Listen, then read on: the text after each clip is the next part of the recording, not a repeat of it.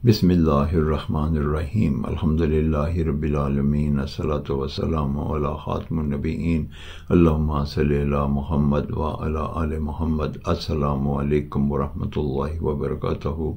मैं आज आपके सामने दो हदीसें पेश करूँगा जिसमें ज़िंदगी गुजारने का तरीका बताया गया है।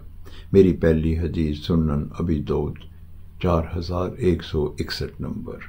नबी करीम सल्लल्लाहु अलैहि वसल्लम ने इरशाद फरमाया, बेशक सादगी ईमान का हिस्सा है।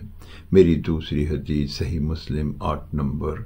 हज़रत मोहम्मद सल्लल्लाहु अलैहि वसल्लम खातमुन नबीयीन इमामुल मुरसलीन रहमतुल लिल आलमीन ने क़यामत की निशानियां बयान करते हुए एक निशानी ये बताई कि लोग बुलंदो बाला ऊंची ऊंची इमारतें बनाने पर फ़ख्र महसूस करेंगे।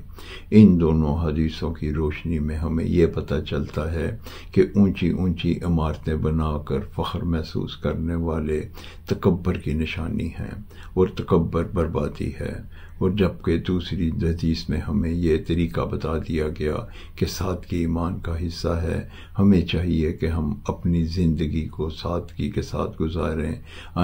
आज हम वादा करते हैं कि हम अपनी ज़िंदगी में सादगी शामिल करेंगे। यही ईमान का हिस्सा है। अस्सलामु अलैकुम व रहमतुल्लाहि व बरकातहू।